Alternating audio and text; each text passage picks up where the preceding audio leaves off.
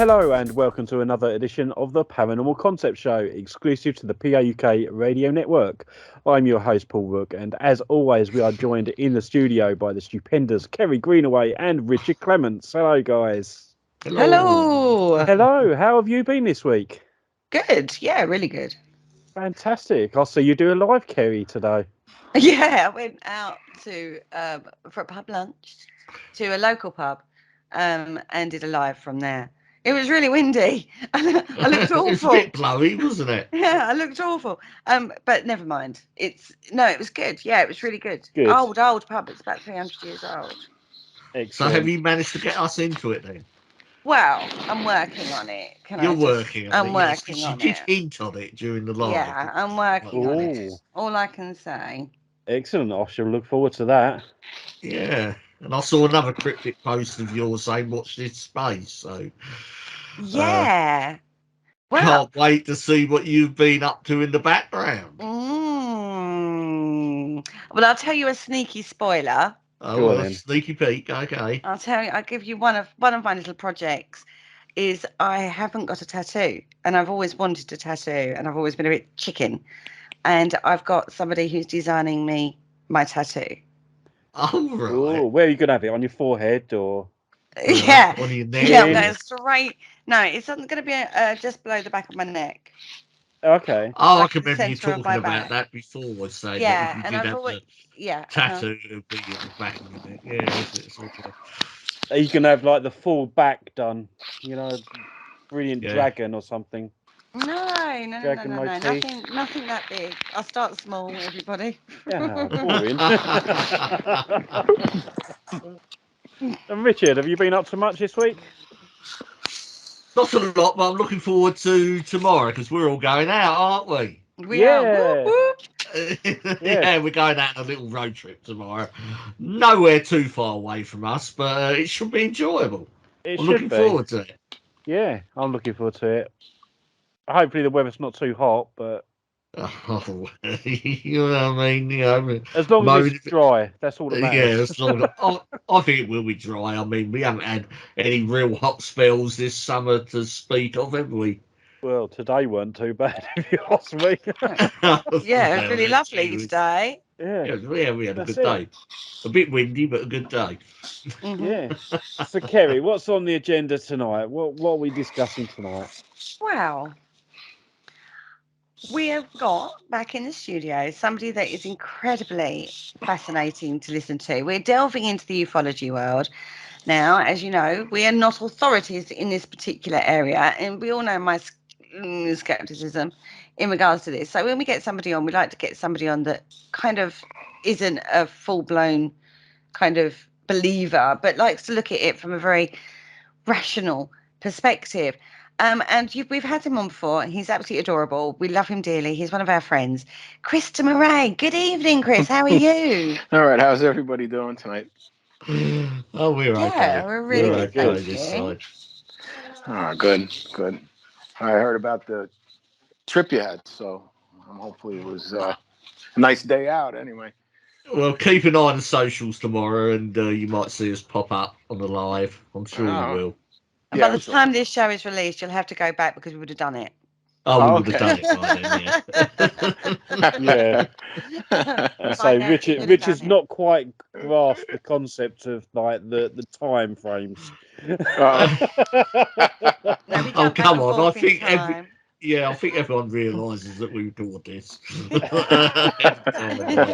It's been over 2 years. Anyway, Chris, how are you? I'm trying to just keep busy. It's really hot. It's been really dry here. We haven't gotten much rain at all in the last 2 or 3 months. So it's kind of hit.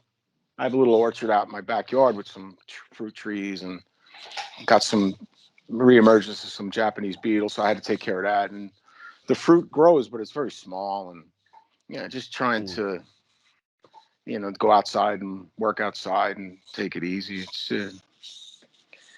We'll see what happens. We'll get a lot of rain in the fall and the spring when nobody needs it. That's what's going to happen. That's right. Yeah. The hurricanes, tornadoes will start shooting down. This is hurricane season for us now. It just started. and I'm further inland from the coast, so I usually just get rain. I don't get hit by the wind so much, which I'm lucky for that. But it's that's quite hot. good. Yes. So we've got you on tonight because there's a little area that we haven't really talked about on this show, which is Roswell, right, guys? Yeah. Sort of something that it's quite a big case and everyone's heard about it, but we've never really sort of delved in. Well, we don't sort of tend to dip our toes into the ufology world that much, but there are some sort of interesting tales, and Roswell, everyone has an opinion about it, don't they? So we thought we would get yourself on, Chris, to actually sort of get your take on the whole story. Okay. So where did it start? How did this Roswell incident? Because it's a massive tourism now in that area, isn't it? So how did this actually start?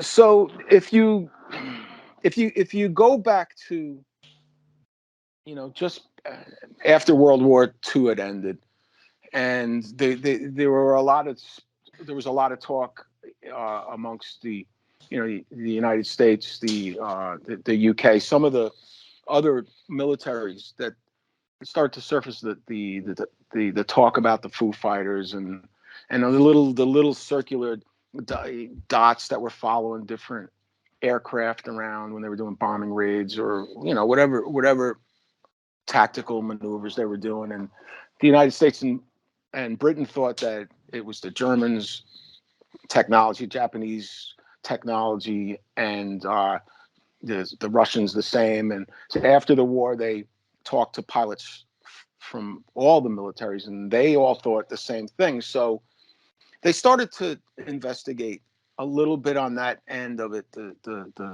These little balls of light, that were flying around. There was never any mention of winged craft, flying saucers. As a matter of fact, the United States and Great Britain had already found those flying wings that were being created by the German Air Force, and so they knew they existed. At that time, when people started to report different objects in the sky, I think it was more of a reaction to what was going on, especially when the guys were coming back from the military. The Air Force was in charge of the investigations, the United States Air Force, so they were open to disseminating information to reporters, to news agencies. Local sightings became events almost. They would send reporters down. They would do radio interviews with people. They just called them different. They didn't call them flying saucers at that point, but they called them craft or the unknown vehicles, aerial vehicle, balloons, whatever they called them. Then you would come to early or mid 1947, and it was like June 24th when Kenneth Arnold, who was an ex U.S. Air Force pilot, was flying through the Sierra Mountains, and he says he witnessed 9 to 11. He described them as flying wings. Mm-hmm. And what happened was they because he said they skipped like saucers on water. That's when it was termed flying saucers. And that coincided with the Air Force and the government creating Project Saucer, which was the first of 3 leading up to Project Blue Book. And at that time, the Air Force, they were, like I said, they were open to disseminating information, to engaging with people who wanted to investigate these sightings. They held press conferences. They talked about it. And it wasn't a thing where people thought they were trying to hide anything from the public. And then Roswell took place shortly after Kenneth Arnold's sighting. So it was I think it was like July 2nd. And prior to that event, there were some reports of activity in the sky around that Roswell, New Mexico area. May not directly above Roswell, but in that general area, there were people that had reported seeing some objects in the sky. And then the following morning is when the rancher, Mac Brazel, found some debris in his one of his fields. And when he went out and he saw it, he looked at it, and he didn't really know what it was. So he contacted the Air Force, and when they responded with investigators, and they started to collect the debris, and they were putting it in. I think they stored it in one of his barns for a while. Then they had gotten it all together, and they had. I believe they were going to have a press conference, but this rancher went on to a local radio show, and he did an interview, and he said, yeah, this morning I went out, or yesterday morning, and he found this debris, and he thinks it was some kind of spaceship, because the way it looked to him. And once the Air Force caught wind of that, I think it kind of set off a panic with them, and then they sent down one of the this general called General Ramey. He was actually in charge of most of the UAP stuff that was going on, and they sent down a colonel to come down and investigate. And he is the one that you'll see in the pictures that is shown with the debris at Roswell. When they claimed that it was, at the time those pictures were taken, they said it was a flying saucer. The newspapers reported it as a flying saucer. They said the government told them it was a flying saucer, and papers were printed with that information. But I think the reaction that they got from that caused them to rethink once the radio show was done, once all the media took hold of it. And then they decided they were going to reverse course on it. At that time, Project Saucer was, the Air Force had changed their approach to how they investigated and disseminated information on unknown aerial vehicles. At first, they were very open to letting people, think what they wanted. You saw a flying saucer. Okay, well, let's treat it as a flying saucer. But as time went on in 1949, when it changed to Project Grudge, and when like J. Allen Hynek and people like that got involved, they were there to squash everything. They were there to dispel any kind of idea that these things were from outer space or wherever they thought they were from. So this was kind of in that area, that kind of timeline.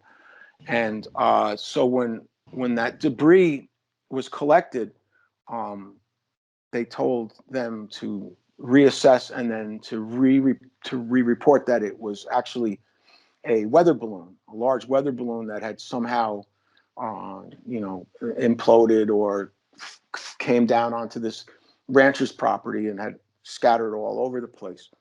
And from that point on, it was pretty much forgotten for many years. I mean, there were some people that still questioned as to, the validity of the original reports and why it was changed, and then the reasons for the change. But this was still in the early years of all this going on.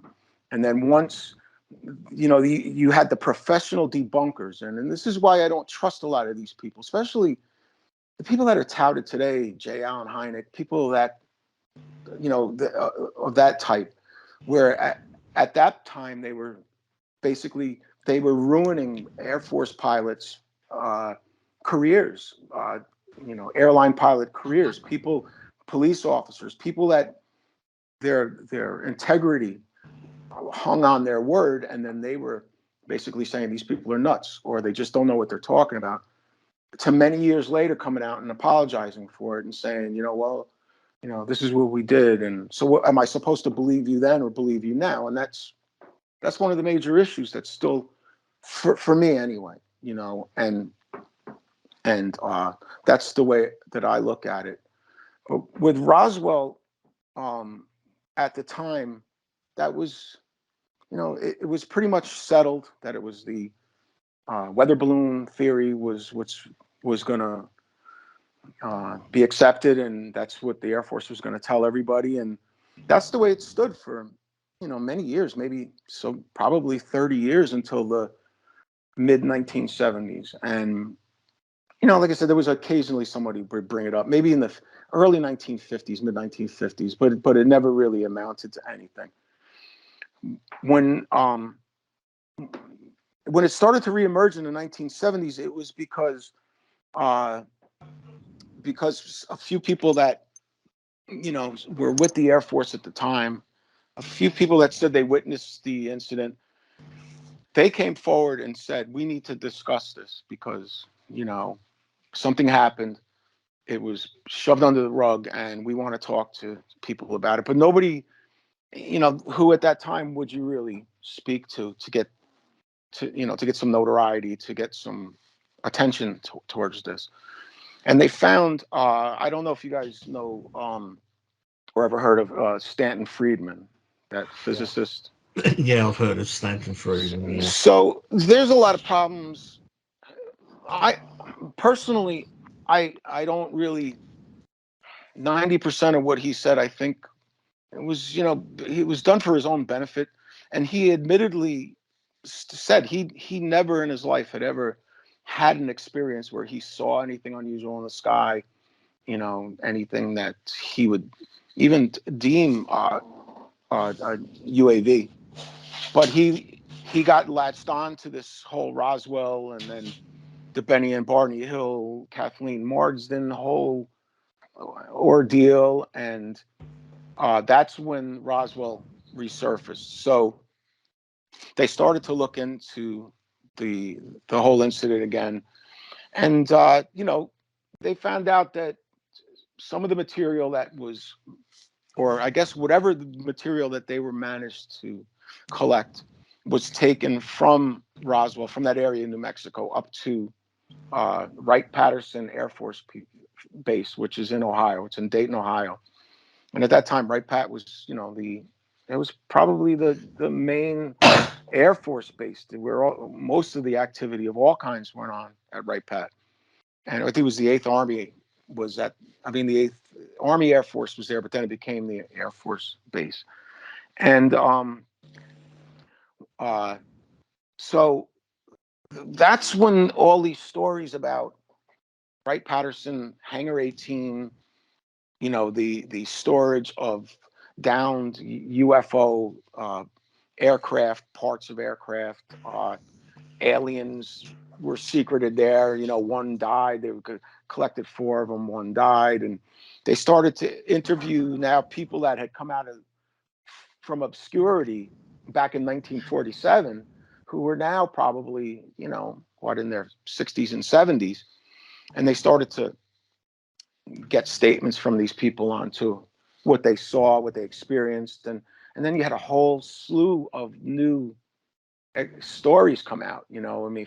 There's one of them comes from a nurse that they wrote extensively about her interaction with these supposed beings, 4 feet tall, your typical gray or green aliens that look like children and dressed in the tight body suits, and one was 3 were dead and 1 was still alive, and they were taken somewhere. And I mean, even to this day, I don't think that they were ever really able to verify that she even existed. Nobody knows who she is, and they went back. A lot of people went back and went through the rosters of service people that had worked at that time, and so they, and then once you lead on from all the stuff that was going on at Wright-Pat with the aircraft and the aliens, and then you have the emergence of people like Bob Lazar, who said he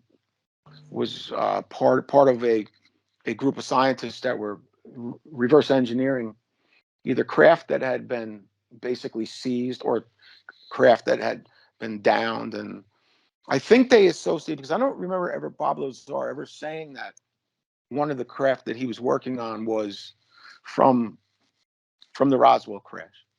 But you know, regardless of what he says, they're going to associate those, you know, with him. So there's a lot of jumping around. So if if if it, in my opinion only, you know, I think that in the original activity that took place, the actual down at the whatever craft went down, whatever it was, to the rancher reporting it and everything being collected, and then it being investigated by the Air Force and General Ramey and stuff like that.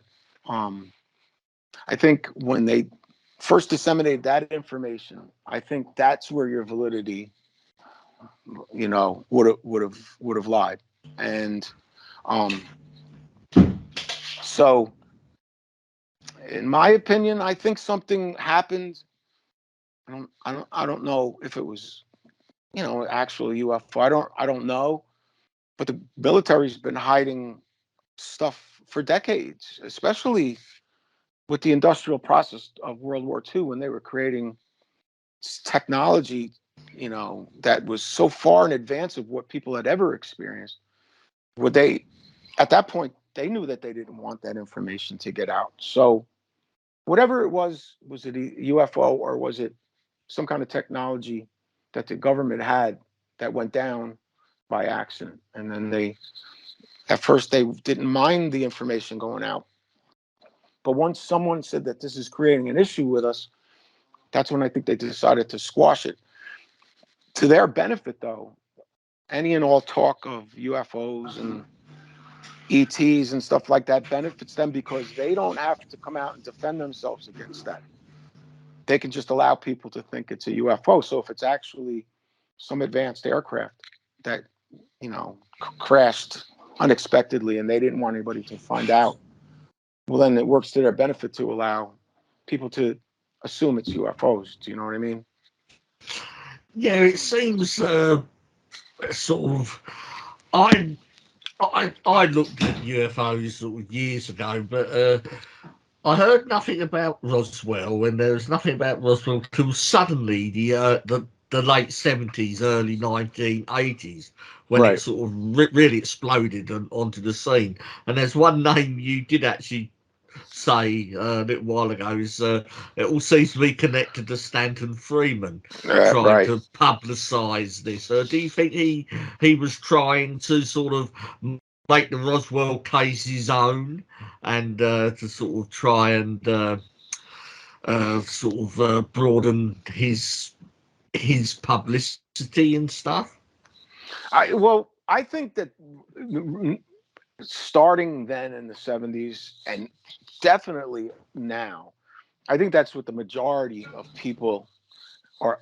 That's just the way I view it. That's what they're doing. You know, that's the way that they're approaching this whole UAP phenomenon. Is there are people that latch on and they garner attention and it's income and it's notoriety and that's the level of their interest in it. You know what I mean? And he, in my opinion, was definitely one of them. I heard him speak a few times. We had an event here with MUFON in South Carolina, and I didn't. It was him and Kathleen Martin, and I opted out of it. I don't. I just think that it harms the investigative part of it more than anything is to do what they do, and so when he was approached in the late 70s or mid 70s and was asked by, I don't remember if it was Colonel Corso, but it was a few people that had been, you know, at Roswell at the time, or so they say, and then they needed help, so they approached him. He had, you know, he was not as well known, obviously, but known enough where he could garner some attention and then bring it out to the open. And whether their original intent was honest on its face, you'll never know anymore because it's been so, you know, it's been so overblown. And so I think this is one of those instances where you'll never get the truth out of it. You're never going to find out. The people, almost all the people, if not all the people that would have been involved in the original incident are gone, because you're talking so many years ago, and I don't know. Yeah, you spoke about Bob Lazar. I mean, Right. he never. I think with his Area 51, which he is sort of famous for, and being called in to have a look at the propulsion system of a couple of craft which he said they had stored there. I don't think he ever, from what I can remember, he never associated that with Roswell. He never sort of said they were from Roswell, but he just sort of the more he's gone on, the sort of like the thicker the story gets, the more sort of meat's been added to the bones. Right, and that's I think the crux of the problem, which is that with what is taking place right now. I mean, you guys do the paranormal, so you see it just as well with the stuff that you guys primarily study, and what harm people can do when they over, when they over investigate, or they lie. Do you know what I mean? Like, some people will just flat out lie or manipulate the truth in order to, get a following and make some money off of it. Yeah, And I would agree with that. yeah, and it's wrong. I think it's wrong because I don't like to see people taken advantage of. Certainly when they get money taken out of their pockets, but it kind of makes you feel like they're making people feel silly after a while, and I think I just think that's wrong. And so, like I said, when you take into account the early objective of Project Saucer, when right after World War II, and then leading up, I think it was created in June 24th, or around that area. It was around that same month going into July. They, they created that group of investigators that to openly discuss UAP, to allow interaction between different people, and then they used to have press conferences where journalists, members of the military would come in, and it was a regular activity for them until it became an issue for them. Now, what was that issue? Was it really that they thought that we were being visited by species from another, from another solar system within our galaxy, whatever, or parallel universe? Or was it that they were now eclipsing the technology that people were kind of aware of coming out of the Second World War, and they were, it was the Cold War now had started, and who's got technology? Who do we want to know we have it? And or was that what was playing into it? And so now you skip those 30 years up until Roswell resurfaced, and you could basically say whatever you want at that point and claim it's true. So, but I mean, they pretty much went extensive in 1947 to create the cover up. They took photographs of the debris, the debris that they had claimed they had collected, and they said it was a weather balloon. And I think some of the earlier reports from from the Air Force investigators talked about the metal was kind of like aluminum or tin foil. It was like a memory metal, where they were finding scraps of this metal on the ground, and they were crumpling it up in their hands, and it was just opening back up to to a flat plane. And they found these eye bars throughout the debris, and it had this some kind of unknown markings on it, maybe an alphabet or a language of some type. And so they easily dispelled that by saying that the companies that made the weather balloons for the government were toy companies, that they had used some manufacturer, which we all know that they, the countries involved in the war had taken manufacturing over from all kinds of different people to make the weapons of war. So they said that they were using this particular company to make parts, and one of it was these markings on these I-beams, which they said were made out of balsa wood, and they were just made for children, which it doesn't make sense, but that's the story that they were trying to pass as the truth. I can remember the markings on the I-beam and the story you said. They sort of, but you think about it, a balloon's quite basic structure, and you can make them almost out of anything, can't you? Sort of that's light, and they were saying that the government were sort of taking wastage from toy companies and sort of basic manufacturers and building these balloons out of them. Right, and then one part that that's true about that whole hot air balloon or the weather balloon, they were trying to do high altitude jet stream patterns and all that. For whatever use they were going to use it for.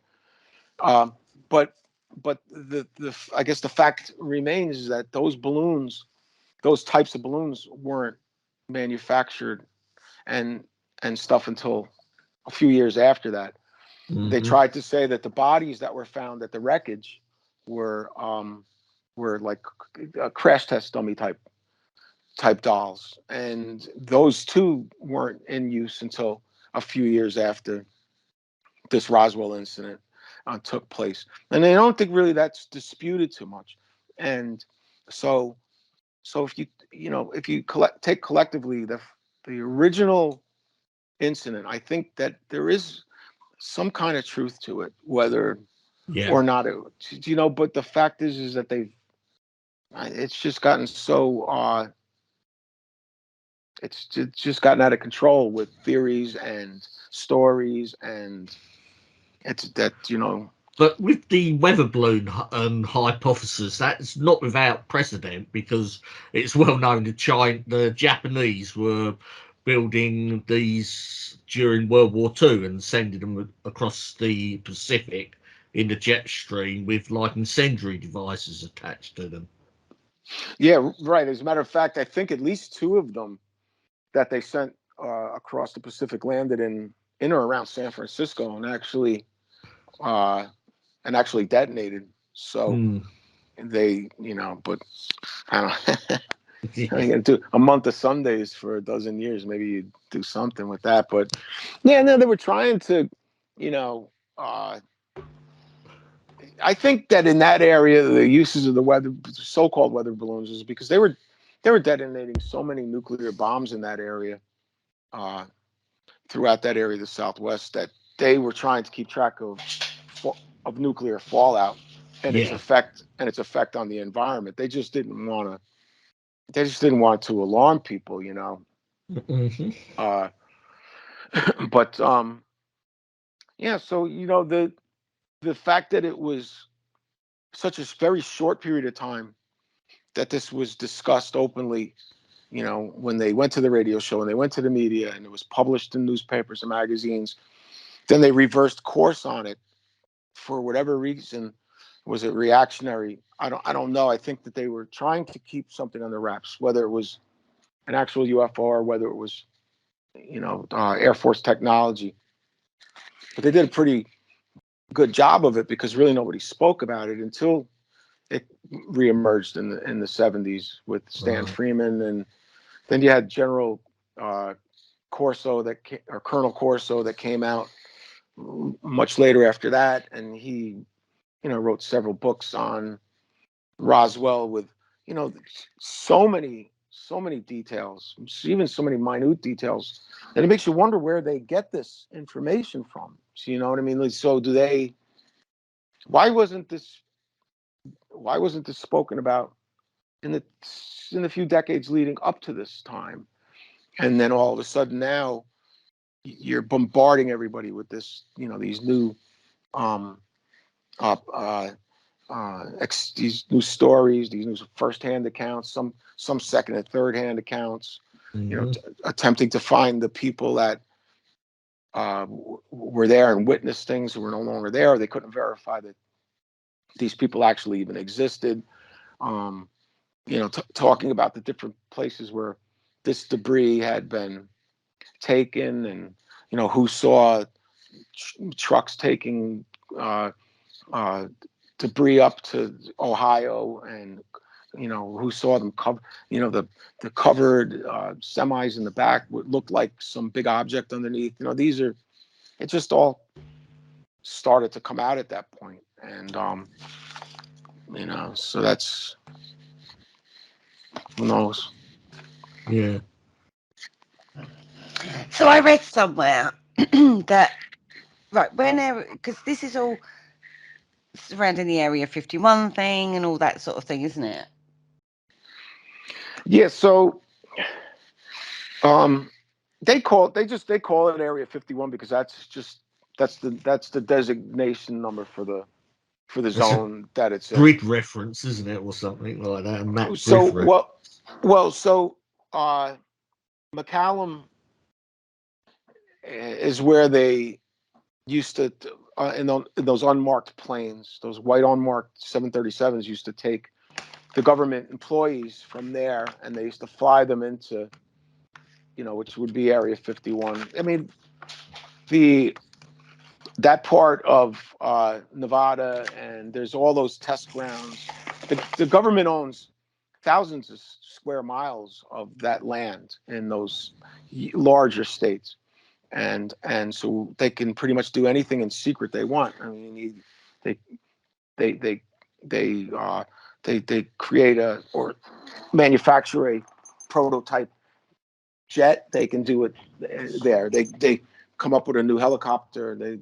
They can fly it there. They come up with new rockets or explosives. They can do it there. Nobody can see it, and the whole entire perimeter of that area is fenced, and I believe in some areas it's even mined, and they have there's government security or signs up to say the trespassers will be shot if they enter. And so I don't know how many total areas there are. There may be 70. So there's Area 1, Area 2, Area 3, and they designate them for whatever purpose that they are. And Area 51 is well known because that's the one that when Bob Lazar came forward and said that he worked, I think he originally worked for EG&G, which was a government contractor. And so he was working at Area 51, and he claims to have reverse engineered a craft like you had said for the propulsion system. And then, he spoke about element 115 that was supposed to be some kind of it was necessary for the type of propulsion that these beings were used to get across whatever they were getting across. I don't really know if it's ever really been explained if they were opening portals, if it was used to warp space and time, because certainly if you're going to go to speed of light, then I mean to travel in intergalactic would be just a moot point, because it would take you just as long, thousands of years, to get to the nearest maybe habitable planet. But so when Bob Lazar came out and started to discuss this, and then they realized that element 115 was actually a real element, but it had to be manufactured under certain conditions. I think that's when problems started for him personally, and the attacks on him, and the people saying that whatever he was saying, that his education, his past experiences with employment, all that, they just said that basically he was lying. And I've spoken to someone that is friends with him, and he said to me, and it's I believe it from his point of view. He said the guy is, he's what he says is he's telling the truth. Mm-hmm. So, but like Richard, I think said, he never came out and said that the craft he was working on was from Roswell. He just said that he had these craft that the government had and wanted to be reverse engineer. But going right back, because that's more like recent times. Going right back at the time, you've got to look at the political landscape that was going on at the time, haven't you? The Cold War between Russia and America and the secret testing that they were doing. Now, I believe that Area 51 was very small initially, and they were just testing aircraft and stuff like that and various things like that. But then post-event, excuse me, of Roswell, it expanded exponentially. Well, so the Area 51 itself would have just been the size that it was. The whole entire government facility that so if you say that there's area 1 through 70 and each one is 100 square miles, you're talking 70,000 square miles that the government has to use for that research facility. So maybe they're testing helicopters on area 3, and maybe they're testing howitzer guns on area 7, and maybe they're taking, they're testing new aircraft propulsion on area 9. Do you know what I mean?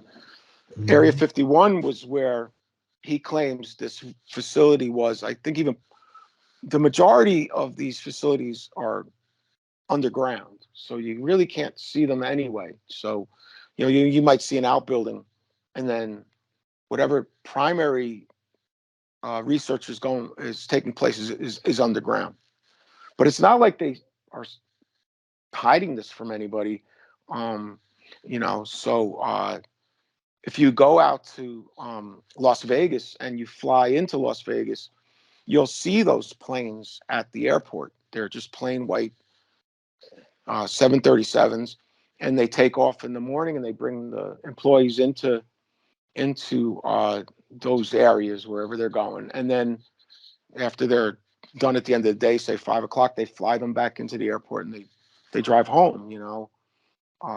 It's just what's taking place at those different areas. That's what's piquing people's curiosity, and because they can't see it from where they were, and they can't gain access to it because the military, it's so highly secure.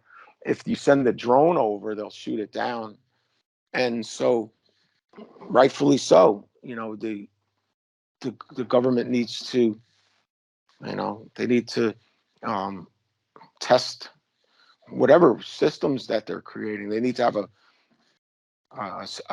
place that's away from everybody and away from spying eyes and everybody else to be able to do it. And so that's why they do it in those bigger states, Nevada, New Mexico, where they were testing the nuclear weapons, and so I don't know if they do that there anymore. I don't even know if they test nuclear weapons anymore, but yeah, so that's primarily what they do. Paul? Yeah, I was thinking, going back to obviously Roswell, I think a lot of people jumped on the bandwagon when the government started moving the goalposts, because at one point they were saying about the it being a weather balloon, and then when someone pointed out, hang on a minute, there was some bodies as well that you was moving about, they were like, oh yeah, that was crash test dummies for parachutes, and that was associated with the balloon. And it's like, do they really link those two together, or are they just making it up when someone comes up with another theory? Do you know what I mean? That's a bit that puzzles me. Right. So that's why I say if you go back, I have a few books that were contemporary. They're authored. They're actually kind of rare. I picked them up along the way. If you go back and you go through those books, you'll see a little bit about Roswell. So you're talking about, maybe 1948, 1949, excuse me. And the original reporting that came out of Roswell, the Air Force didn't really dispute it at the time. No. When it came out that it was a flying saucer or whatever, because I think that I don't even know if they had termed them flying saucers yet, because the time had coincided so closely with Kenneth Arnold and the Sierra Mountain sightings. But then the the media started to pick up on the flying saucer, and that's where that came from. When the Air Force was starting to, when they originally discussed it, when Mac Brazel went on to the radio show and he talked to them about finding this debris in his field, and he thought at the time that it was from outer space. That's what he said. To me, it looks like. And then the Air Force sent in their investigators, and they released they themselves released that press release saying that a flying saucer or UFO or whatever it was crashed on this guy's ranch. So that was the official government position for maybe 48 hours. You know what I mean? Yeah. That's what they said. So people were think like, in the article about it being a weather balloon, that was July 9th, 1947. They referred to it as a flying disc as opposed to a flying UFO. saucer. Yeah. Right. Because all that stuff with Kenneth Arnold still hadn't reached its peak, and they didn't term it a flying saucer yet. But so if you're, like you're saying, when you come to July 9th, that's, a week later. Yeah. So the government, the Air Force, between, say, July 4th, 5th, when they originally had issued that press release saying that a UFO crashed on this guy's property, to saying to themselves, wait a second, maybe this isn't a good idea. You know what I mean? Maybe we should go back and kind of dispel this and, get some more rational thinking going on this before we tell people we found a crashed UFO. And then that's when they came out with this weather balloon. Now, there's a photo that's taken place. I mean, that they have that you can see. If you just search for it, it's General Ramey with the Roswell debris. And I for the life of me, the colonel's escaping him. His name is escaping me, and I don't know why. But the colonel that originally had taken a bunch of that debris, and instead of taking it right away to secure it at the airfield with the the 8th Army Air Force, he took it home and he showed his wife and his son and everything like that. And so during that 4 or 5 day period, that's when they came up with this new theory that it was a research weather balloon, and that there were those crash test dummies on that balloon, and that's what people mistook for these like 3 or 4 different small bodies that were recovered at the scene too. So I think from that point forward, I think for me anyway, I find the most validity in the time period of those first 3 or 4 days where they admitted to something that was unknown had taken place as far as crashing in this guy's field, because they had time to investigate it already. And these guys were military. They were 8th Army Air Force. They were familiar with all kinds of aircraft, weather balloons. They knew what they were looking at for sure. And so you come out later and you say, well, it's a weather balloon, and that's it. So now you're going into another year, and then you're going into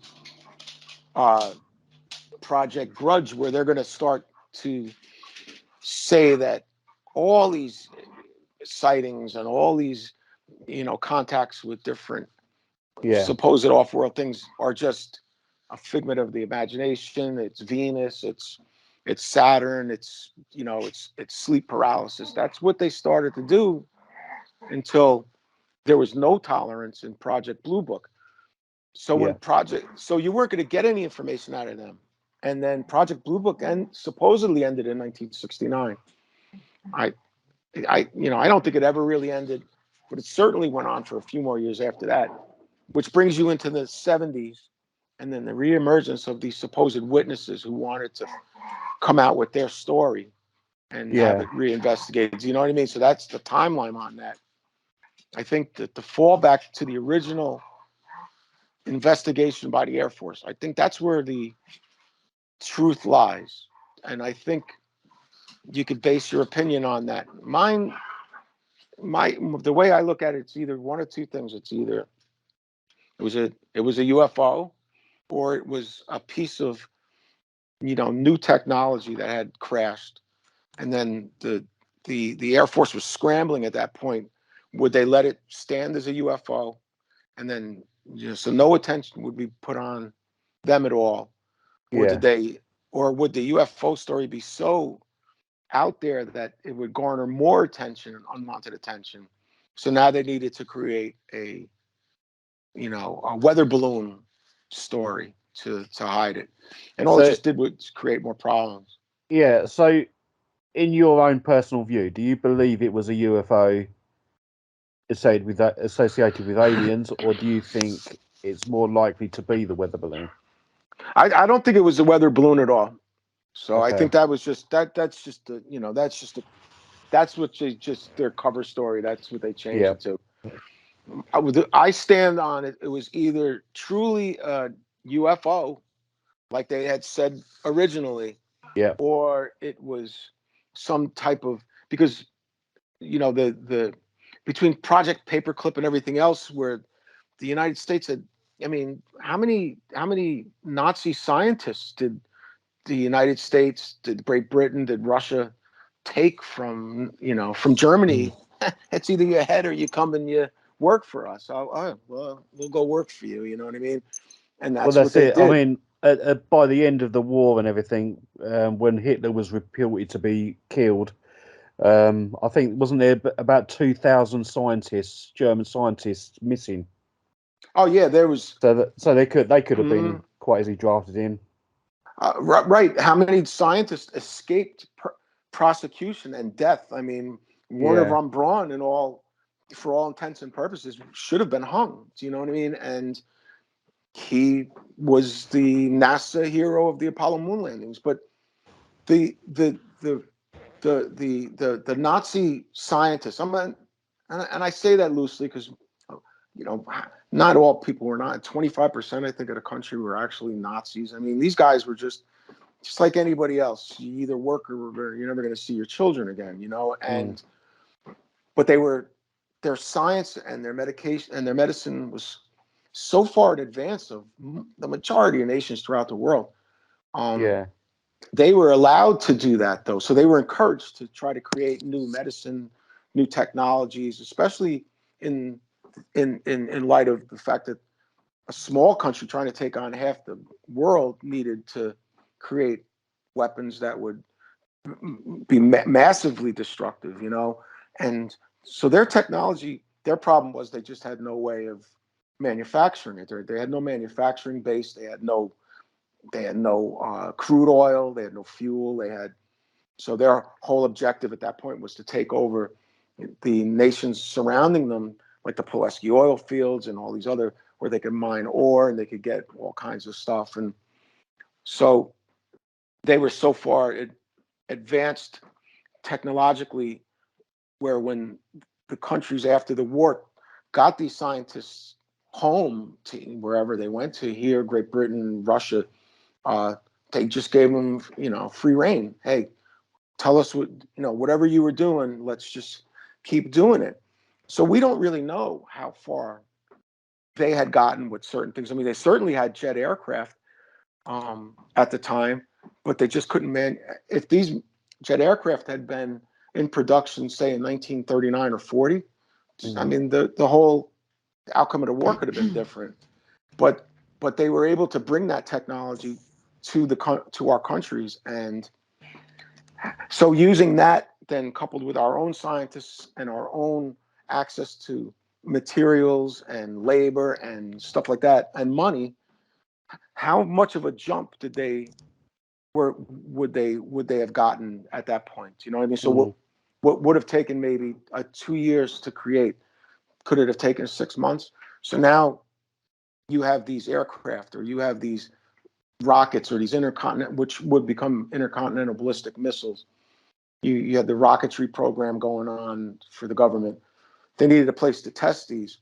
So one inadvertently goes off course and it crashes. And so what do you do to cover that up? You certainly don't want. At that point, Russia was really our only global main adversary. So do you not want? So how do you cover that up? Do you? Yeah, but that's like, You know what I mean? let's cover it up with a UFO story. Like aliens from outer space story. I mean, come on. I mean, Right. that's a big jump. I mean, they did release an article, didn't they, saying that that's what it was, and it's almost like they released that and then they went, Right. oh, hang on a minute, people are running with this, we better change our story. Right. And that's exactly, I think that's the problem that they ran into. So which eventually kind of worked to their benefit. Even to this day, I think it works to their benefit, because they don't have to say anything, the government. If they have experimental craft or whatever they're doing that goes down and somebody recovers it, or there's sightings of this weird technology, if you have these people on the fringe that are saying it's a UFO, it's Pleiadians, it's guys from Venus, what are they going to say? They're more than happy to have people say that, because they don't have to say anything to okay, well, they'll never know it's us flying, these hypersonic jets. If anything, it's an advantage for the government to actually have this UFO sort of phenomena actually hanging in the backgrounds, because and if they do sort of get seen doing something, a bit, sort of futuristic with everything, they just let the public run with it and just give it to the fringe and exactly. Yeah. Right. And so when you had that change of government perspective on how they wanted this information out, so they went from Project Saucer to Project Grudge, which was kind of in the middle. We'll give them a little bit of info and let them use their imagination, to Project Blue Book, which was like, there are no UFOs. Everything's wrong. Well, it continues that confusion, because now people don't believe you, because originally you were saying Roswell was a UFO and these other things are unidentified. And then 2 years later, you got people coming out saying now it was, Thomas Mantell was chasing Venus when he crashed his, his F-115, that what he's flying, or whatever aircraft he was flying at the time. And then into Project Blue Book, where basically you're all nuts. But it muddies the water so bad that from that point on, they don't have to say anything, because it's just everything's been so confused, and they're happy to keep it that way, because even look what's going on now. I mean, these congressional hearings, it's a joke. They have these. Listen, I've met some of these people that, and I'm not passing judgment, and I'm certainly not going to say anything out of school. But some of these people I've spoken to, trust me, that went to these to lobby the Congress to open up these files for the UFOs and all that. And I don't think that you guys would invite him to your backyard to pet your dog. Do you know what I mean? And trust me when I tell you that. So the government, after a while, just gets tired of these people, breaking their stones, and they eventually are just going to give in. And of course, they're not going to give you the information they know, especially if it's an issue of national security, and plus, I think it bothers me that some people will go to that extent to risk the national security of it's us. It's not just it's not me going out and I want to know what's going on. It's an entire nation of people that needs to be protected at some point. Is it my business? Do I really care? No, I don't. I want to know that I'm safe in my country, in my state, that my children are safe, that my neighbors, that's what I want to know. Do I care if the Air Force has certain equipment, if the United States military has certain? No, I don't really care. And I don't think that the government should be pushed into that position where they divulge this.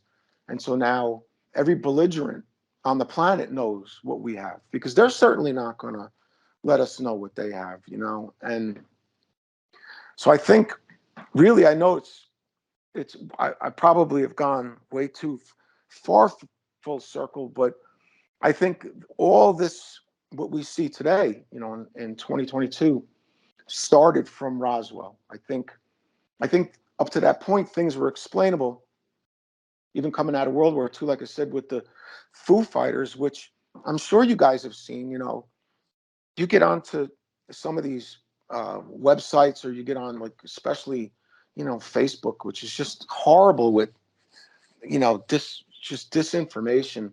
Mm-hmm. And you have people that speak of the Foo Fighters as aircraft, you know, and these are people that are in, you know, that supposedly belong to MUFON and other investigative groups. And I get tired of hearing it. And normally I don't react and I don't say anything, but, you know, they'll say the Foo Fighters were aircraft that mimicked the flying patterns of Japanese and German and British and United States aircraft, and these guys were complaining about it. And that's not at all what they were. I mean, you can go back and you can read what these guys were reporting. They were tiny balls of light, maybe the size of a baseball, that were, you know, maybe green, maybe red, that were flying in the air, these planes. Not once did it mention that these were flying, you know, there were UFOs. But you're talking about now, you know, 90, 80 years later, nobody's around to explain it anymore. So you have people now that manipulate that kind of stuff, because it brings attention to them, and I think it's just so ruinous, you know what I mean? So whatever happened at Roswell, like I said, I maintain it was either one of two things. It was either a real, you know, off-world craft from somewhere in our galaxy or some other, you know, part of some multiverse, or it was a piece of high-tech military equipment that, you know, errantly went off course and crashed. So it can only be those two things, because it certainly wasn't a weather balloon and or anything like that. So, Well, on that note, we've actually come to the end of the first half of the show. oh man. Believe it or not. So we're going to take a quick break and we're going to have a little breather, and we will come back after this and continue this fascinating discussion.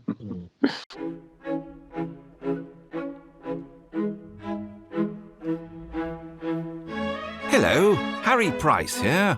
If there's nothing me and my friends enjoy more here on the other side, it is to sit back and relax and listen to the Paranormal Concept Show, right here on the PAUK radio network. Broadcasting a plethora of interesting and informative content for all your paranormal needs. Find them across social media to keep up to date with forthcoming shows and all their other adventures. Hello, is there anybody there? Welcome back to the Paranormal Concept Show, exclusive to the Paranormal UK radio network. Tonight in the studio, we have the lovely Chris De Marais, and we're talking all things ufology. And we've gone right back to Roswell, and we've talked a lot of concepts around that, weather balloons and planes and testing and the Cold War. And, you know, Richard even brought the Japanese into the room, which was a little unexpected, I'm not going to lie. Is Roswell the only UFO crash that we know of? So there had been other reports. Actually, there are claims that surfaced within the last, I don't know, maybe a dozen or so years, that there were actually two crafts that crashed. One in Roswell, and then one several miles away. There was a second crash site. But there hasn't been too much made of that particular claim anyway. But so you don't know whether or not that has been manufactured by these people that want to, you know, correlate these downcraft or whatever they are with things like we had said about Area 51 and Wright Pat Air Force Base in Dayton, and you know what I mean. So the more the better. If you only have one craft, well then you can't explain all these other claims that have been made about the government having access to these UFOs. And to that, what I say is, if these craft have the ability to traverse galaxies or multiverses, and then they get to Earth, and then somehow they manage to crack, it's almost like, you know, you traveling from London to Scotland, and when you're getting near Glasgow, you're going to pull into your driveway and you crash into the tree in front of your house. You know, it's like, you know, I don't know if that just makes matters worse. But so that was one of the, you know, one of the other crashes that are spoken of. There's really not too many that claims of crash and debris that have been, you know, openly discussed, and to any extent that they want to verify it. The majority of those types of contact are, you know, where they've had people claim that these objects have landed in their either on the Air Force bases or near nuclear facilities or even in people's yards. I mean, I think, you know, you've heard of people like Ingrid Cold with Derenberger, and where he claims that this craft had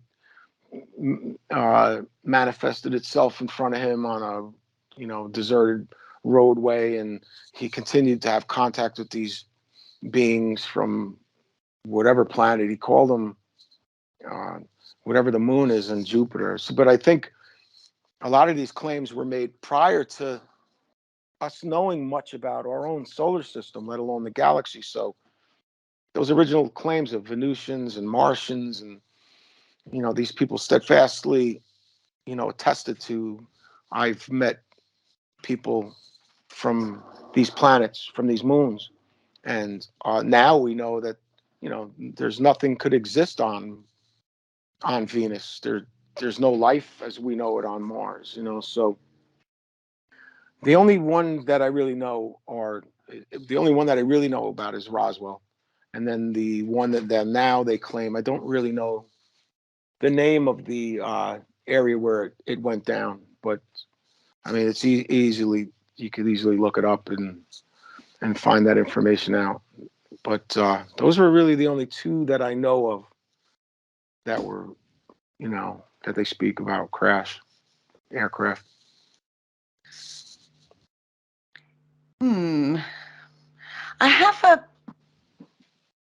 I do have a bit of an issue with this, because it is a metal nuts and bolts phenomena we're talking about. We're talking about a crash. Do you know what I mean? Of something physical that has been on Earth. But when you've got to look at, like, you've got to look at the mechanics of this, haven't you? You've got to look at the mechanics of this, and it's highly, I know, like, people talk about the evolved state and they're a lot more advanced than us and blah de blah de blah. And actually, if you look at the technological, how quick technology has advanced, and they say it's back engineering and all that sort of stuff, I find it's difficult to, I can't get it in my head, quite frankly. So that's because we don't understand it yet. There does seem to be, that often when you talk to sort of like people that really are heavily into UFOs and stuff, and you sort of ask your basics of questions, and they tend to kick the can down the road by saying, you know, they're just a lot more advanced than what we are. But, you know, even with the knowledge I've sort of got, I believe physics is universal. You know, sort of like the physics on this planet would be pretty much the same as the physics on another planet. You know, there's sort of certain laws and stuff which possibly can't be broken. You know, sort of like the speed of light per se. You know, was it Einstein said that you cannot actually reach the speed of light? You can reach something like 99.9% of it, but the actual speed of light is impossible. I think there's At the more to moment. be, yeah, but I think there's more to be said. And the more I think about it, is an interdimensional sort of side to it. That they're not coming perhaps from all that far away if our sort of like dimensions are quite closely parallel. See, I don't particularly agree with that either, because I know I watch a lot of sci-fi on the telly and things like that, but wormholes are theoretically possible. We just haven't got the technology to be able to create one yet. And if we can create one, then once we understand how that technology works, we might be able to decide where the opening of that wormhole will appear. Mm-hmm. So the theory's there, and the maths might work out for some of it at the moment until it's worked on.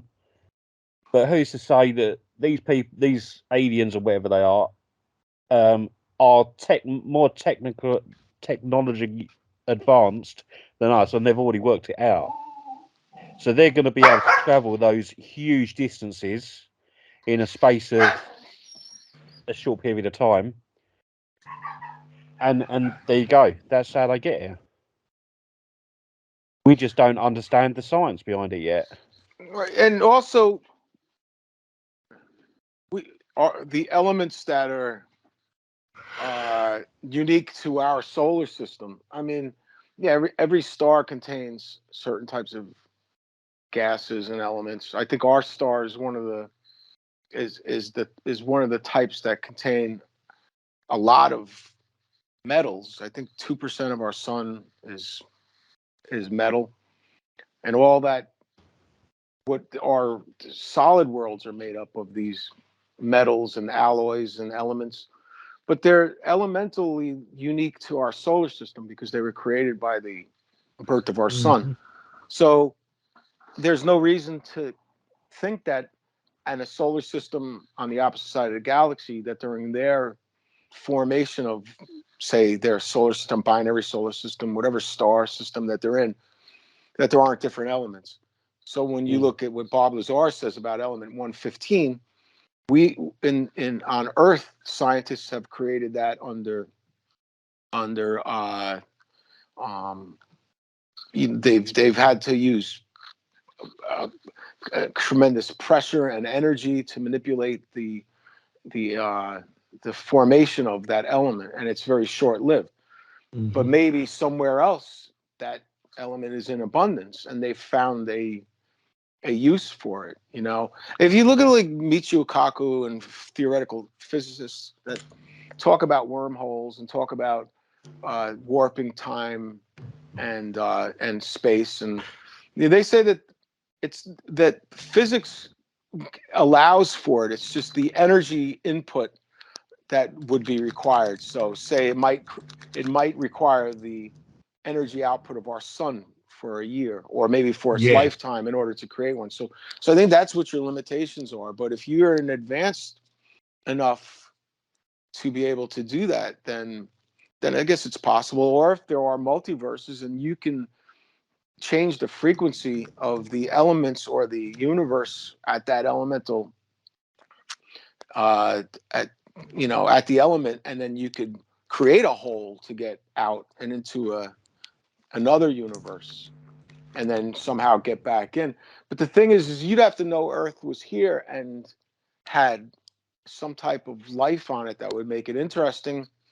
I think what they're doing now with these new age telescopes, they're trying to get them so that when they look at solar systems, that they can see, that they can get a look through the planet's atmosphere as it's passing through the sun, and then they can see what type of gases are in the atmosphere. And if they base it on what types of gases are in our atmosphere that signify life, or a metabolism, and stuff like that, then maybe they could find us. But that would be the one limitation I think they'd have to overcome. They'd be searching throughout a galaxy for life, and our radio signals only travel the speed of light. So even if you say, well, they started to broadcast in 1925 radio, that's only 100 years. So how far could it have gone? 100 light years away, where it would be detectable. I mean, the Voyager aircraft is pretty much just left our solar system after. Yeah, hasn't that left? Didn't that leave like last year or something? I think it was, wasn't it? Yeah, right. Yeah. And I know it's recent. I mean, and it still has a couple of years to go before it's under the influence of the nearest star, which is Sirius. But there are different theories as to what. If you look at it from the point of view of us, which is our limitation anyway, because we look at everything from a human's perspective. Even people say, "Oh, my dog is really smart." Well, he's a dog, but you're looking at it from the human perspective. And so if these different beings, whatever their physical makeup is, whatever their biology is, maybe if they're, so we're relatively young as a planet and as a solar system. If there's one that's 2 or 3, 4 million or billion years older than us, say there's a race of sentient, people that are 100,000 years more advanced than us. But the most logical thing to do would to be send out some type of robotics or, unmanned craft, or say they have the ability to create it's almost like a cyborg, like the Terminator, where he's part flesh, part metal, where they don't rely on, they have an energy source. And so they land on a planet or asteroid where they can,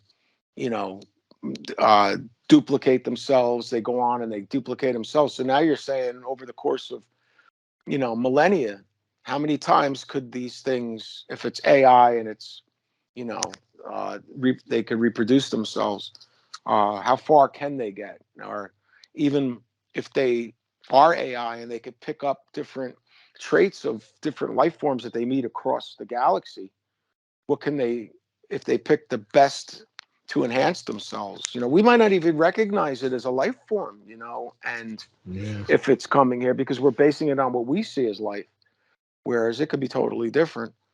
But I think the best bet for anything, because like you said, you can't reach the speed of light. You can't, if you get to the speed of light, your mass is too great that you'll completely stop moving. So you're not going to get any further than that. And then, so 99% the speed of light, but it would still take you 4 years to reach our nearest star companion. Equally, we might not be the youngest. There might be a civilization out there that we don't know about yet that is even more backwards than we are. Oh, right. The closest planet to Earth, which is Earth-like, is Proxima Centauri b, and the star Proxima Centauri is 4.2465 light years away. That's how close we are to it. Yeah. So we might actually, get there one day. Right. And that's the thing with the Voyager spacecraft. It's been gone for so long. It's not even. It's probably a third of the way. It's not even that. I think from what I can remember, they say for it to reach our closest star, and even now at the current speed it's travelling, it's going to take about 20,000 years. Yeah. Yeah, because it's only going around 40,000 miles an hour. That's fast. Right. It's not very fast in the grand scheme of things. I think it wasn't one of the probes going at was it 11 miles per second? I think that might have been the Voyager one. Yeah, probably. Yeah. At the time, they were the fastest moving objects, and I can remember from being in middle school when they sent those things out. Yeah. And time. Jeez, time's gone by, and they're still sending information back close enough to our planet to receive it. That's it. And Kerry's sitting there, and everything's going right over her head. Kind of is. I'm not going to lie. Kind of is. Totally. We've been hearing a lot lately, sort of like from, it seems to be, it's coming from the military or the upper echelons of the US government seem to be more willing to discuss this now as a phenomena. There's one thing I've noticed, that they use the word UAP. It's been banded around a lot instead of UFO. I mean, do you think that this is something they're trying to sort of make us more accustomed to? I mean, a lot of people will say, is this the build up to disclosure? But First contact. do you think the government are sort of starting to sort of follow the public sort of idea that, you know, by announcing their UFO, because UFO does this, despite what you say, I mean, it does conjure up all sorts of different images. I mean, but usually it is all green Martians in little green men. spaceships. But the word UAP is sort of more encompassing, would you say? So this is just one bit of information that might be helpful when you see people posting articles, or you see these people that they all have an opinion on like Facebook and Twitter and all that. They mock UAP. Oh, it's this new thing they say. It's UAP was what was what the Air Force and government originally classified these objects back in 1947. That's what they called them. Unknown.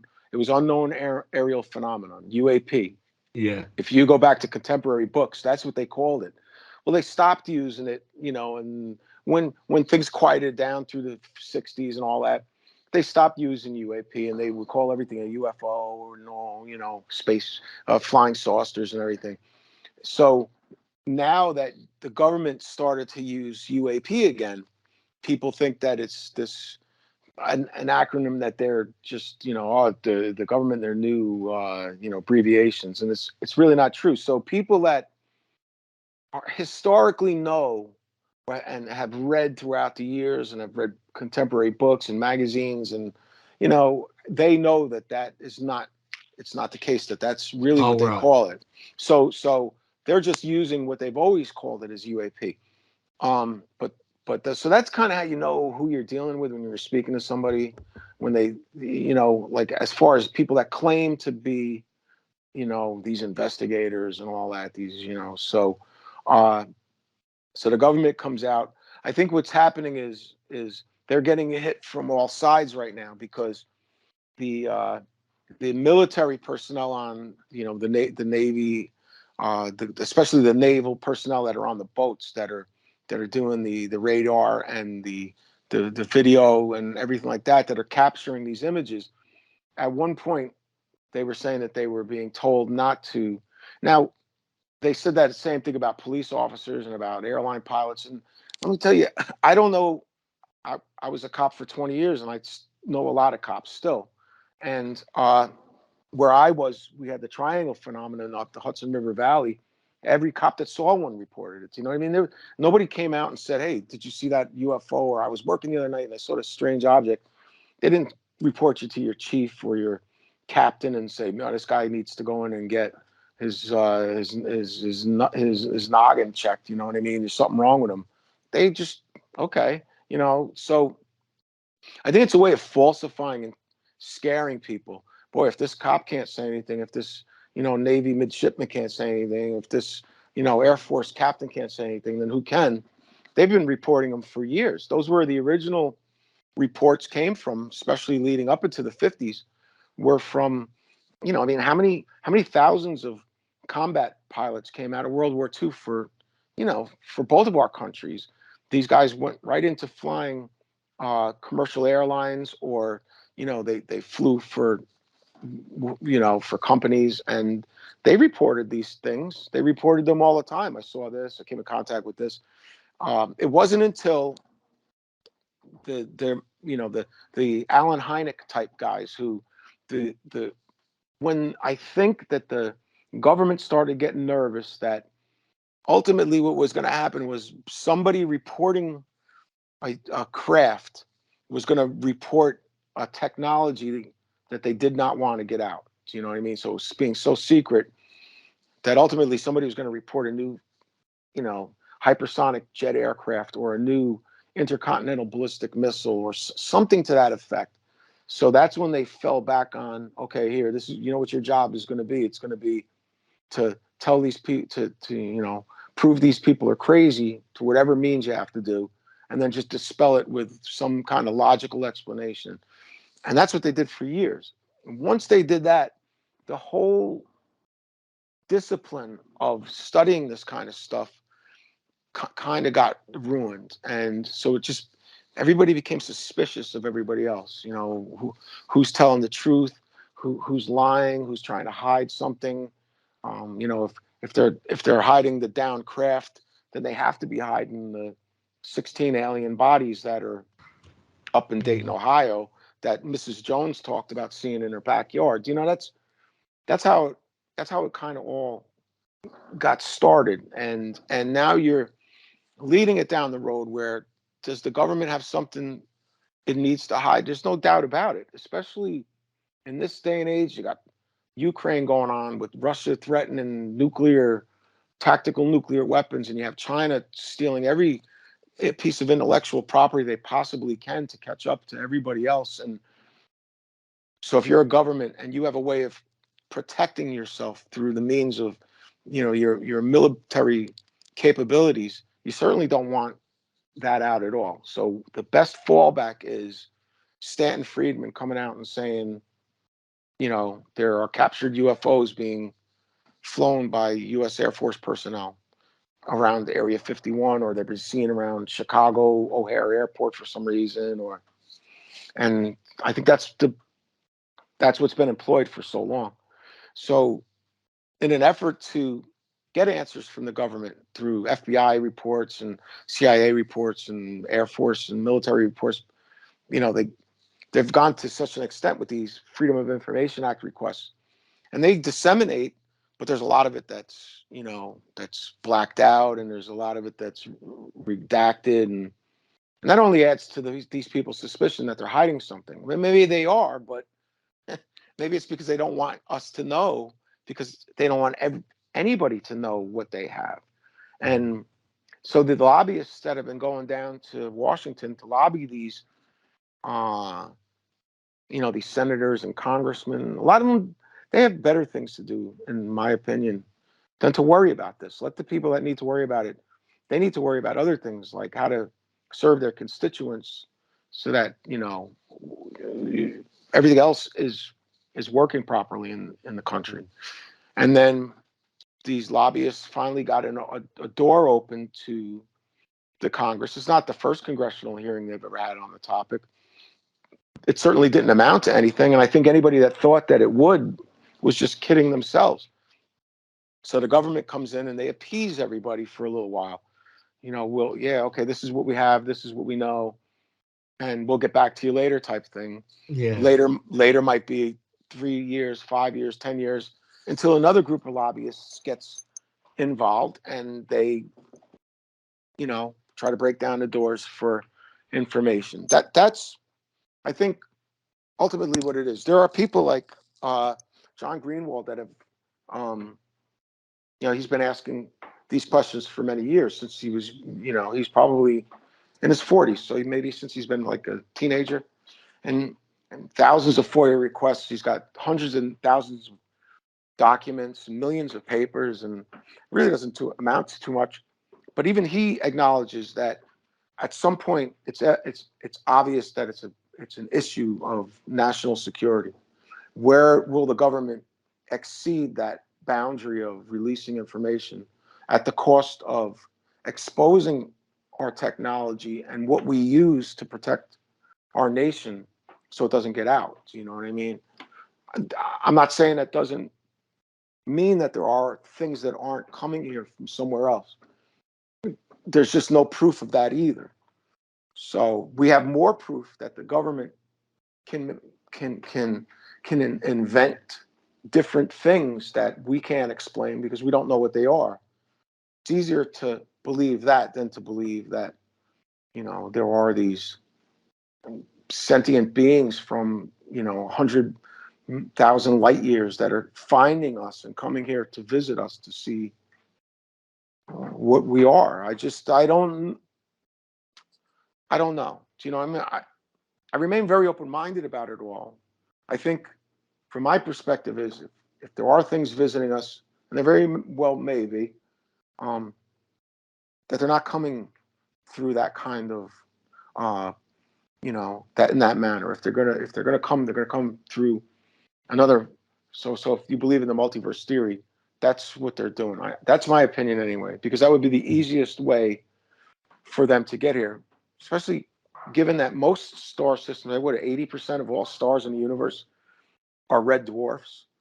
And they really don't have the power, even of our star, which is a relatively small star in comparison to other stars. And the type of life that would exist around even a young red dwarf, it would be too volatile. And they don't, as far as their understanding now, the amount of radiation and the amount of volatility that the star exhibits would kill anything within a habitable zone. So you would have to find, based on what we have, a medium-sized white star that can, maybe last for 10, 15 billion years with enough chance to give life in certain planets in that Goldilocks zone a chance to, to proliferate. And if we don't kill ourselves before that type of technology can exist where we can travel great distances and stuff like that. How many of them are there out there, and then how many could find us? There's so much to think about when it comes to it that I don't know. I guess it's all in the way we individually think about it. Absolutely. I think that sort of thinking is sort of a little bit beyond us at the moment. But the general rule is that if it's something natural that can happen, then we can create it. But sometimes we might not be able to at the moment. Yeah, I agree. I think that right now there's so many. We have so many obstacles that we have to overcome, and I think our biggest, without getting political at all, I think our biggest obstacle right now is one another. I mean, I think, there's such a lack of harmony that anything that we could do to better one another or better our societies and so our planet comes to a dead standstill at a certain point, because there's so much infighting and so much, disagreements about everything else. Yeah. That you would have to be pretty, a pretty advanced society as far as how we cooperate with one another, and where you can allow that type of. I mean, at the end of the day, I mean, it does boil down to money at the end of the day, because sometimes, a scientist can come up with a theory, but to be able to put that theory to test and practice, it would cost so much money. Yeah. And maybe there's bits and pieces that they would need that haven't been invented yet. And again, that's down to money as well. So it's like sometimes we have to, the theories and practices are there on paper, but we have to wait until the money comes down, or science catches up with it physically. Right. So there has to be some type of incentive, and that's why in our countries, where when we became industrialized 150 years ago, even leading up into the 20th century, there was an incentive to invent and to make things better and easier for people, and because they made money and people were happy to get these things. But slowly what happens is you take that incentive away. So the people so I don't have that type of creative mind. I just not the way I am. There are a lot of people out there that are, but how many of them don't bother even getting into that type of research, or because there's just, I mean, look what happened with during the communism, the Soviet Union. There was no incentive for them to to do anything. So they lacked so far behind the other industrialized nations in the world because it's but I know we've all got it in us. I mean, if everyday situations, we can come up against a problem and we fix it for ourselves as opposed to create an invention. But right, I agree. There are that's at a basic level. But to push the boundaries of science, as you said, it's not. People don't think like that. Some do, some don't. Some do, Yeah. and that's just the way. It's just the way our minds work, and some people are good at math, and some people are good at physics, and some people are good at writing, and some people are good at farming, and some people are good at problem solving in other ways.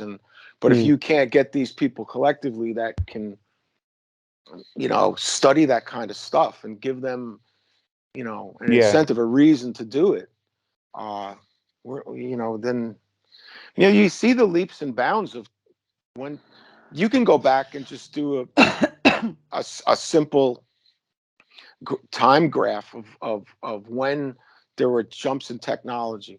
Most of the time it coincided with periods of war. I mean, look at World War One. I mean, look at the jumps in technology leading up into. Then you get those. I don't think the World War One ever really ended. That's my opinion. But you go straight into World War Two, and then you got. I mean, look at the technology that came out of the 1940s. I mean, who would have thought that? I think we talked about that before. The Lend-Lease program. People have that. That they have the wrong conception of what the Lend-Lease program was. It was the United States had the manufacturing capability, but we didn't have that raw technology. The British had it, but they didn't have the ability to mass produce like the United States did. So we're trading back and forth. But out of that cooperation came radar capabilities and better whatever they could get out of that. Yeah, I think you've probably hit the nail on the head actually, and I do think that when it comes to creating things, we're quite selfish people. We do it for ourselves, but the huge jumps in technology doesn't come until we work collectively. Right. Exactly. But most people don't want to invent something that other people are going to use unless they get money out of it. Right. Right. And then here in this country, you have to file patents, and then who can share patents, and then it really does all come down to money, unless it's the government that needs to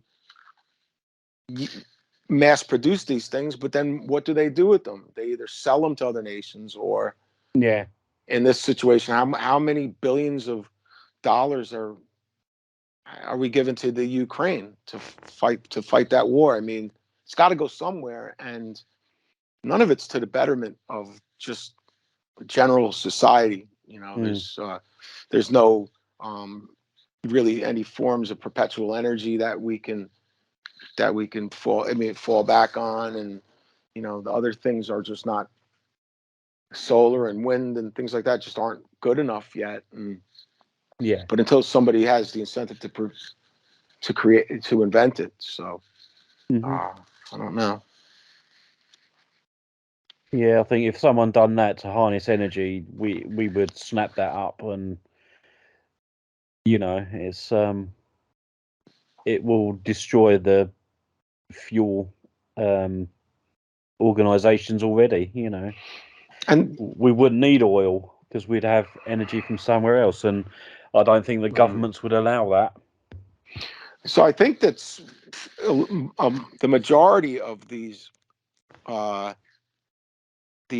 energy companies, like the bigger one, Exxon, Mobil, BP, they invest a tremendous amount into that type of technology because they know that this is, eventually it's going to run out. So they need to get involved in that stuff.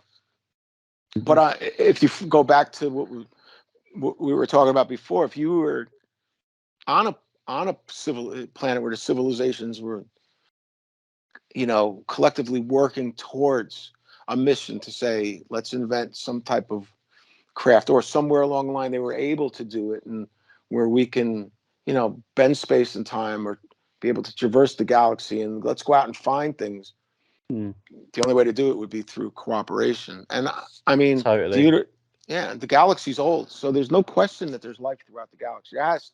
We cannot be the only life, sentient or otherwise, in this galaxy. There's just no way.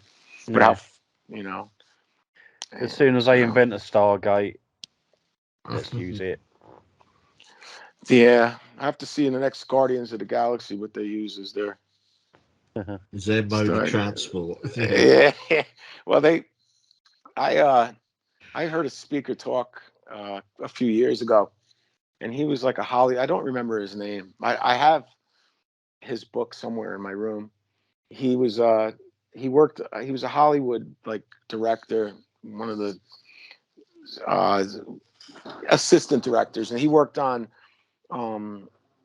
Close Encounters of the Third Kind, and he worked on a bunch of other movies. And he gave this discussion on how the Hollywood industry, when it came to sci-fi movies, starting in say with The Thing from Another Planet in 1951, which was actually based on a book called Who Goes There by this author.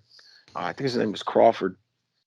And so the major movies that came out, these sci-fi movies that came out through the 50s and 60s and even up into the 70s, kind of correlated with the UAP activity that was being investigated, and that he was trying to claim that Hollywood somehow, like some of these guys like Steven Spielberg and whoever else, had access to this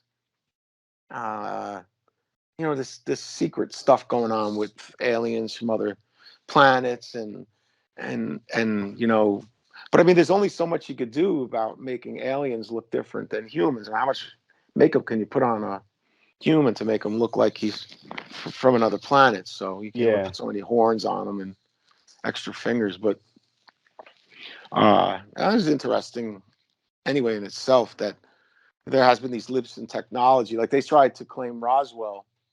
One of the claims with Roswell is that we were, using transistors and these other types of to the tubes, and all of a sudden, 10 years later, they're manufacturing microchips, and the forefront of microchips, and cable optics and fiber optics, and so it's easy to back and say, well, we have these inventions now, so it must have come from one of those flying saucers that crashed. That they reverse engineered and got this technology from. But then, what is your limitation on it? Does it stop at fiber optics and stop at microchips and everything else, and it doesn't go to the propulsion system that actually got them to our planet, which kind of doesn't make any sense? But probably does to someone. yeah, somewhere along the way, but so in regards to right, okay, so in regards to evidence of a flying saucer type craft, because when you research it, there are lots of different forms of flying saucer. You can find loads of different types of flying saucers, not saucers, but like alien craft, or even aliens, people that have encountered different forms of alien. You know what I mean? It's like there's a plethora of people visiting us allegedly. There's hairy ones and reptilian ones and greys and super greys and long weird almost Stranger Thing-esque type aliens, and you name it, that somebody's had an I air quote encounter with them. And I don't want to take out anybody's personal experience at all, because at the end of the day, everybody has, not everybody, people have experiences with these. What do we think is going on there? Do we think it's genuine, or do we think it's coming from, like, I don't know, like hallucinogenic, or it's you know, that kind of thing? So I don't know. So the way that I start this off when I talk to people about it is, if what these people claim, as far as like these people that Campobasso guy and these other people that write these books on 25 alien species, where they give descriptions of them, what kind of craft they fly, what planet they're from, what weapons they use, their civilizations and societies, and then 2 years later they're coming out with a revised edition where they're adding 15 more. I mean, how serious can you possibly take these people at a point? The thing is that if they have this type of proof that these sentient beings exist and are coming to this planet, then why are other people seeking information on unknown aerial vehicles? Do you know what I mean? Would it not be a moot point at that juncture to say, well, why do we care about what's flying in our sky that we can see that's weird, when Mr. Jones over here is telling us that he met Shazazians from from Beetlejuice, and it just I went to the MUFON symposiums for several years, and I haven't gone in the last few years, and because it's the type of this is, and I'm sure to take another hit for this. I've already taken a hit for what I say, but I don't care. It's my opinion, and take it or leave it. I investigate what they give me, and I give my honest opinion about it. If they need my help, I've offered help. Whether they take it or not, that's up to them, But what happens is they get these people that come in and speak. Some of them are the same people. Some of them that they get are now these fringe speakers.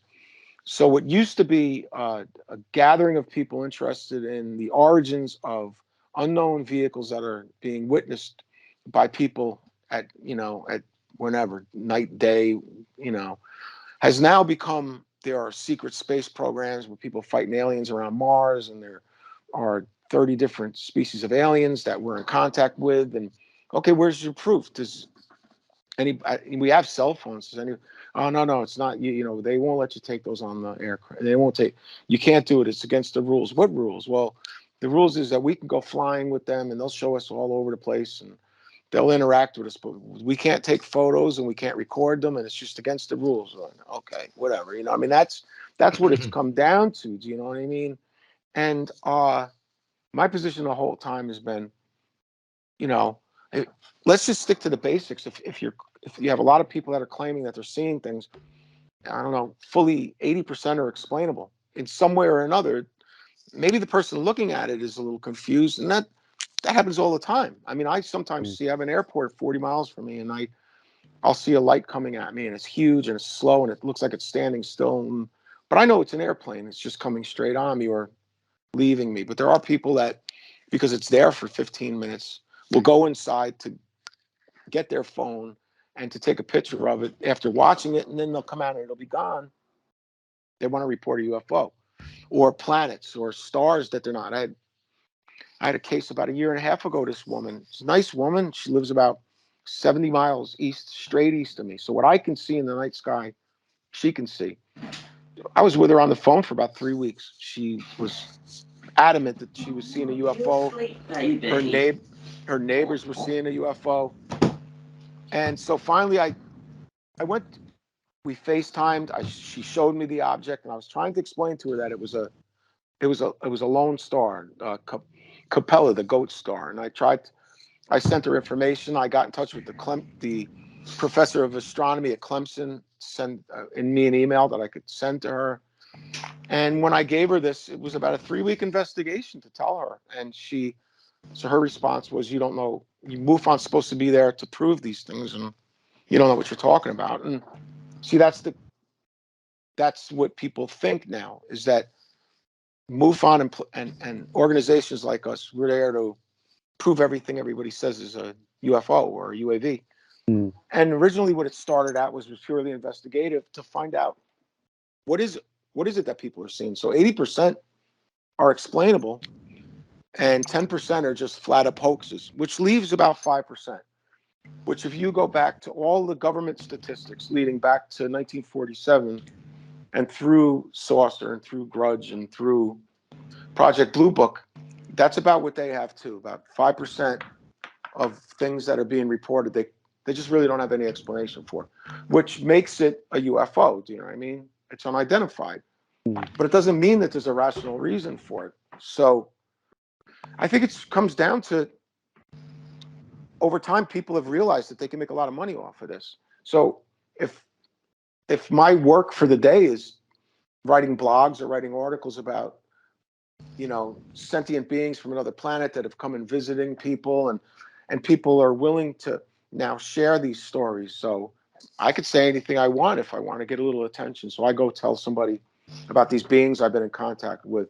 So it becomes like a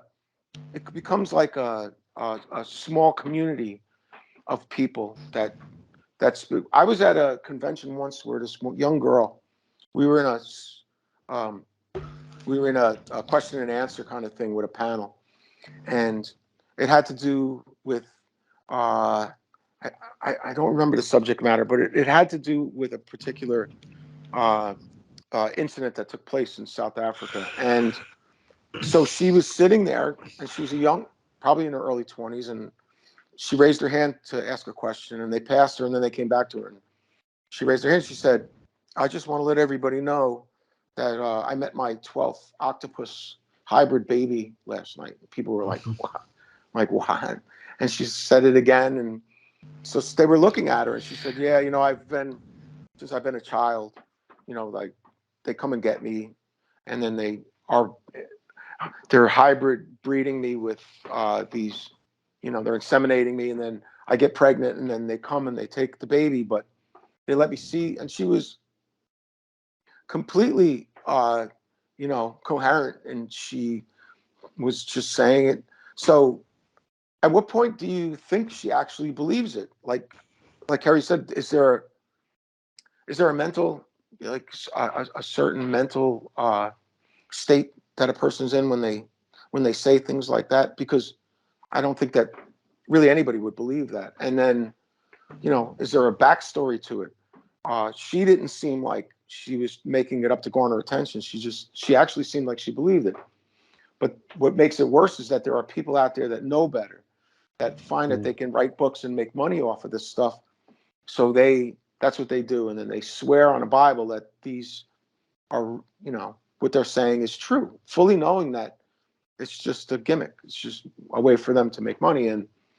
But you get somebody that's kind of on that edge, and, for whatever reason, and then they pick that book up and read it, or they hear other people discussing it, and it becomes entrenched in what they think and what they believe. So I don't know. I don't like to pass judgment. I really don't. Like I said to you guys before, my oldest daughter's that's what she does. She talks to people about that. She's a counselor, and she said that the human mind is just it's just, nobody, so intricate that, nobody knows what drives somebody. So. Definitely. It'd be interesting to see whether or not she was actually pregnant when she said she was, and they'd get her scanned to see what it was. Well, these are things that they ask people. Like, so if I was in a discussion with somebody, that's what I would ask. Hey, can you? Yeah. And not to be an ass about it, but to say, I'll ask people.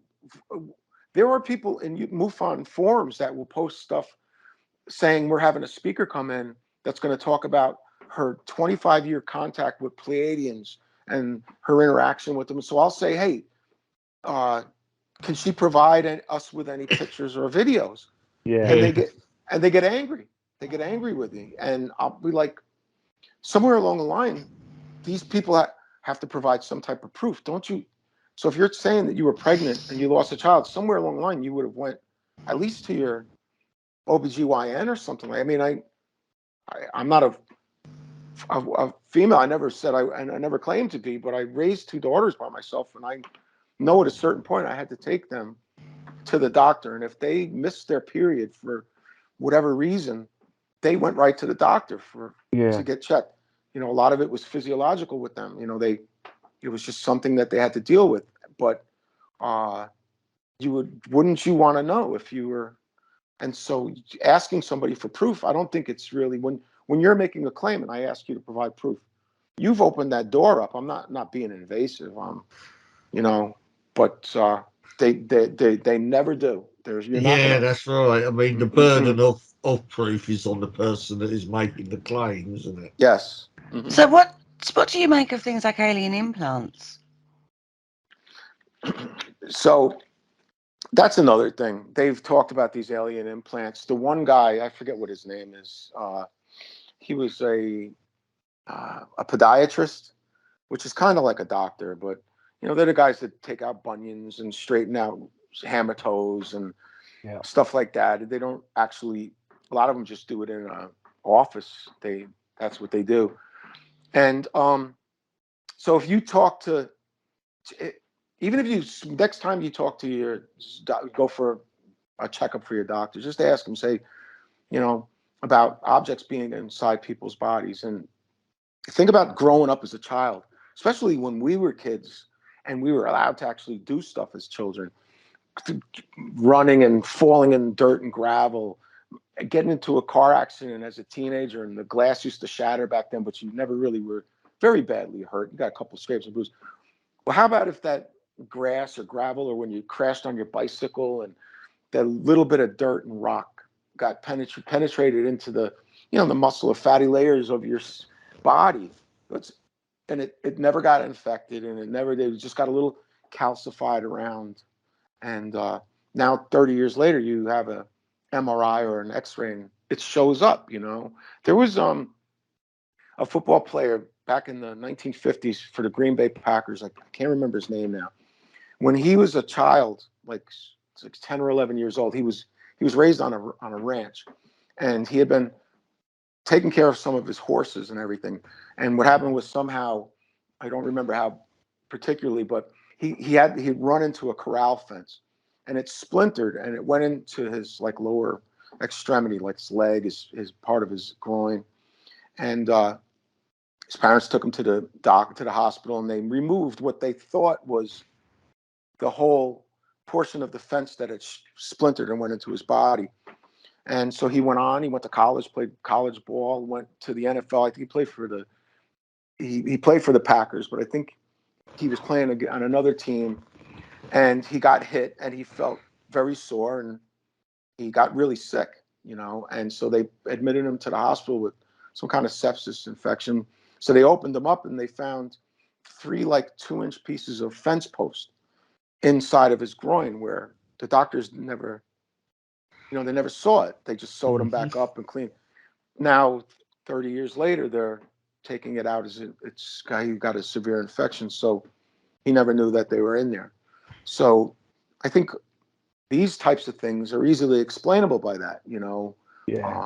Objects you're impaled, and you just don't know. It never hurt you. You never got sick. And they don't claim that these things have radio properties, or, you know, that they transmit any frequencies. They just say, well, you know, they try to claim that it's not an element from this planet, and I don't know.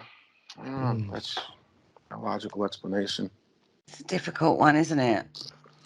Yeah, it's kind of strange. I mean, I just find the whole thing a little strange, but the whole, I mean, we're not going to get into abductions, but I mean, I'm not on board with the whole abduction thing right now anyway. I just